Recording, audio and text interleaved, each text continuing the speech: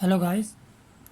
आज मैं दूसरी वीडियो बना रहा हूँ डेफिनेट इंटीग्रल पे। और आज का जो डेफिनेट इंटीग्रल है जो एवेल्यूएट करना है वो ये गिवन है। Integral from 0 to pi 1/2 cos x plus mod of cos x dx।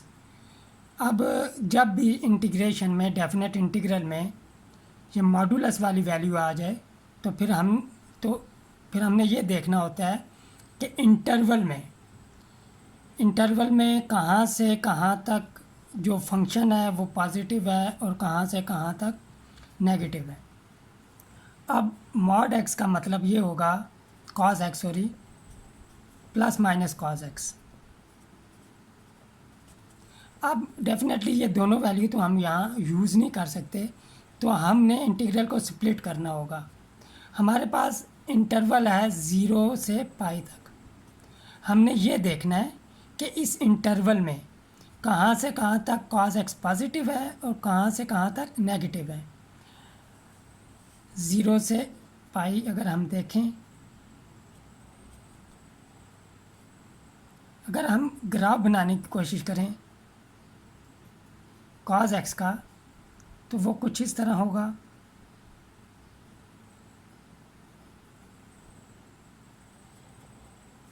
Sorry, यहाँ तक पाई ये हमारे पास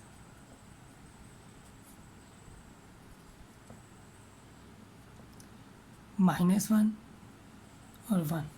तो हम देख सकते हैं कि पाई/2 तक 0 से पाई/2 तक cos x पॉजिटिव है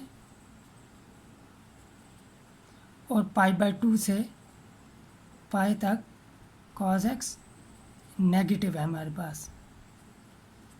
या इसे दूसरे सेंस में भी हम देख सकते हैं कि 0 पाई/2 पाई फर्स्ट क्वाड्रेंट में cos x पॉजिटिव होता है और सेकंड क्वाड्रेंट में cos x नेगेटिव होता है। तो जब हम इंटीग्रल को स्प्लिट करेंगे तो वो 0 से पाई/2 और पाई/2 से पाई तक हमारे दो इंटरवल, जो मेन इंटरवल था वो दो इंटरवल में डिवाइड हो जाएगा। और 0 से पाई/2 तक जो इंटीग्रल होगा उसमें cos x पॉजिटिव आएगा और जो पाई/2 से पाई तक होगा उसमें cos x नेगेटिव आएगा। अब हम कुछ यूँ लिखेंगे 0 पाई/2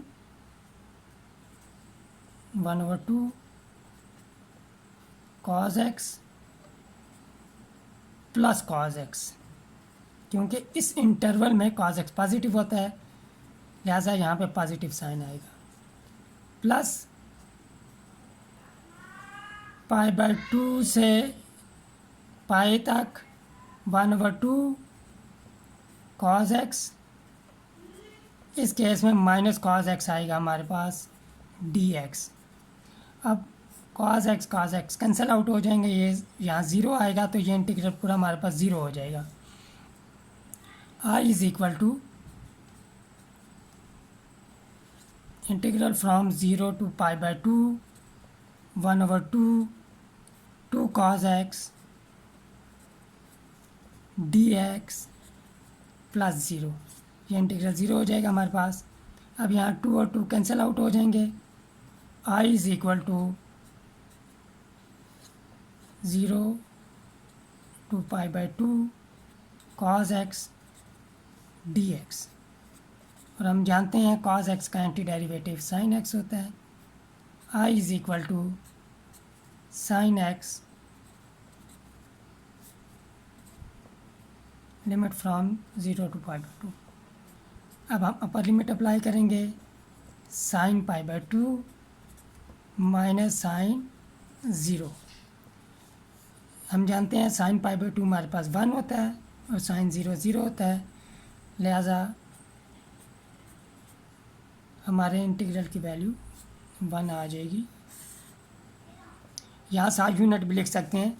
यूनिट क्या होगा अगर हम ये सोचें,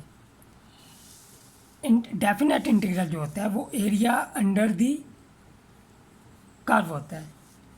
तो एक्चुअली ये एरिया यहाँ से यहाँ तक 0 था, हमने ये एरिया कैलकुलेट किया है, तो ये एरिया हमारे पास 1 आया। और एरिया का यूनिट होता है unit square, I is equal to, अगर यूनिट की फॉर्म में लिखें 1 स्क्वायर यूनिट। अब यूनिट मीटर भी हो सकता है, सेंटीमीटर भी हो सकता है, kilometre, inch, feet, whatever. तो 1 स्क्वायर अगर मीटर में है तो 1 स्क्वायर मीटर हो जाएगा, इस तरह। तो आई होप सो कि आपको ये क्वेश्चन समझ आ गया होगा। मिलते हैं नेक्स्ट वीडियो में, टिल देन टेक केयर।